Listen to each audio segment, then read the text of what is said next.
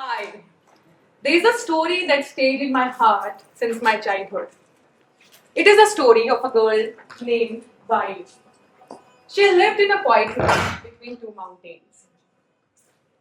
She was not known for her looks, not for her intelligence, not for anything.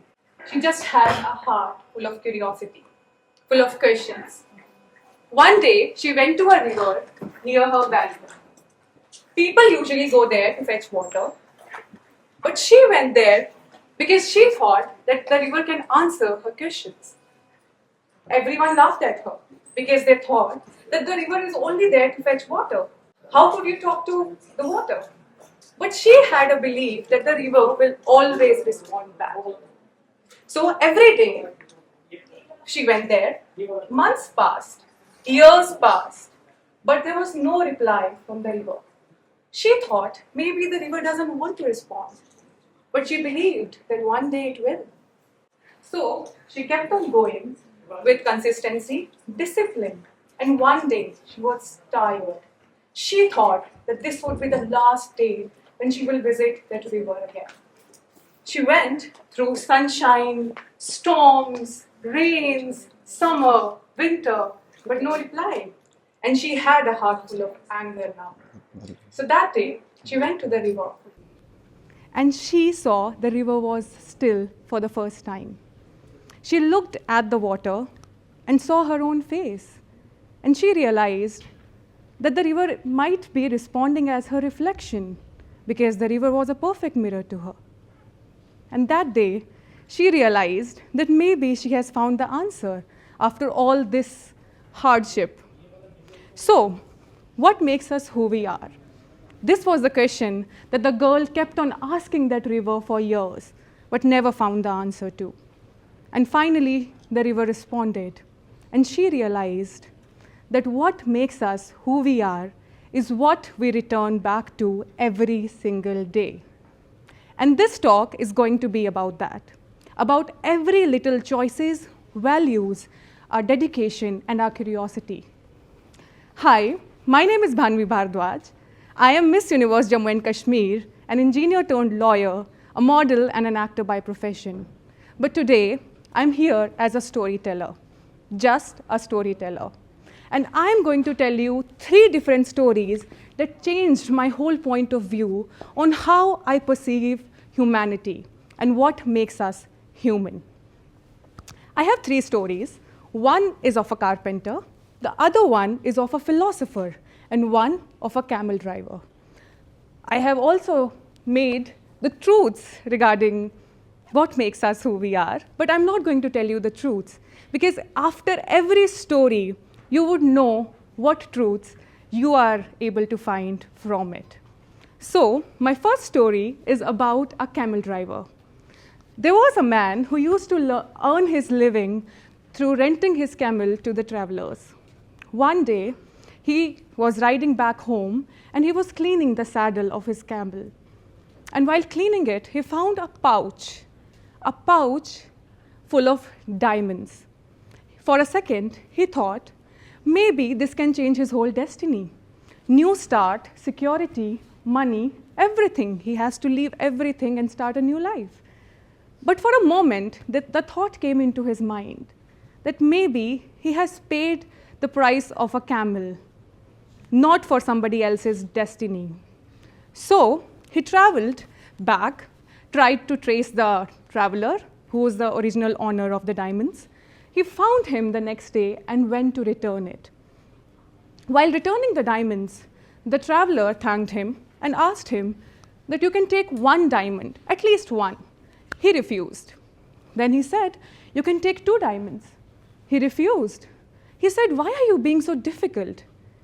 Just take it. He said, I already took 2 diamonds from it. He was angry. He said, how could you take 2 diamonds from it without my permission?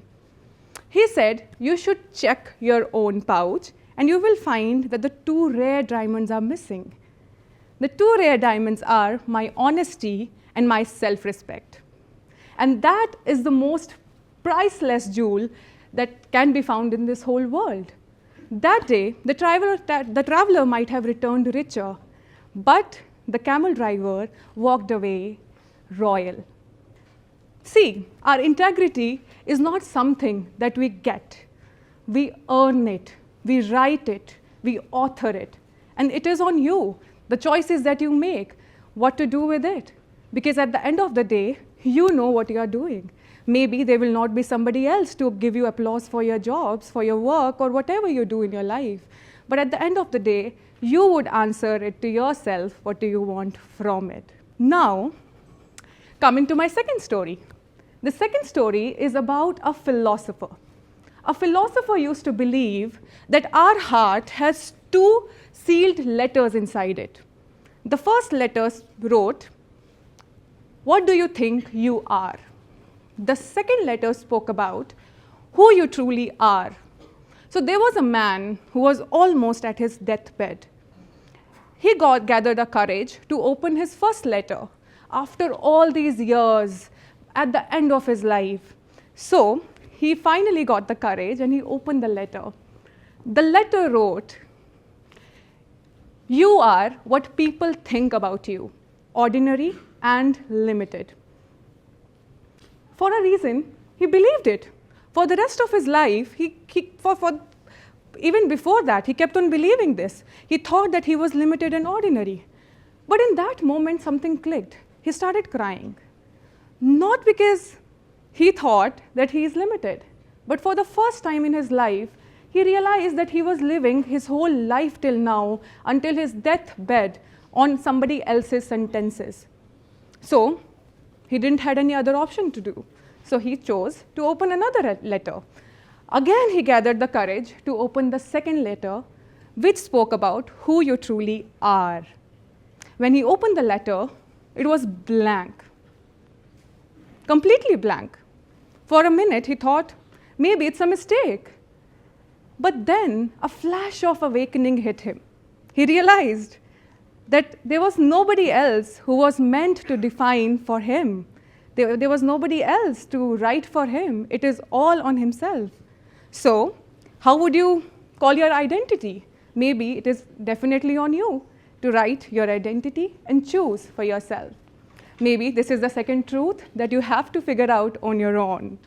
My third and the last story is about a carpenter. So there was a carpenter who lived for 40 years working under one employer. After 40 years, he decided that one day I would just retire. And he goes to his employer and asks him for the retirement. The employer said, okay, you have given your 100% throughout your life. Why don't you build one last home for me? He thought, out of resentment, that I don't want to do it, but still if he's asking, I'll just be polite and I'll do it. He went and started making the house. He was not completely in it. His heart was aching to even do the job. So he kept on doing it. He used the cheap wood. He used everything cheap to just get the work done as soon as possible. When he returns back to his employer and asks him and tell him that he has done the job and he has given the keys of the house to the employer gave back those keys to him and said, "This is your retirement house." And for a second, his knees got weakened. He realized that this was his dream house, the retirement house that he was getting from his employer, but he did not give his 100% into it. Maybe if he knew that this was going to be his house, he would have done 100% to get what he wanted. See, all these stories are telling us something. There was an old man who has lived his whole life realizing that he was living in somebody else's sentences. There was a man who chose his dignity over any jewel in this world. And there was this man who could not give his 100% even at the end of his life. So, what makes us who we are? Maybe we don't know. Maybe we would never know. Or maybe we can see it in our own reflection. So, one day, if you forget who you are, just go and look inside you. There is a mirror inside you. Look deeply, look closely, and by the end of it, you would find the answers. Because that is what makes us who we are, is what we return to every single day. Thank you.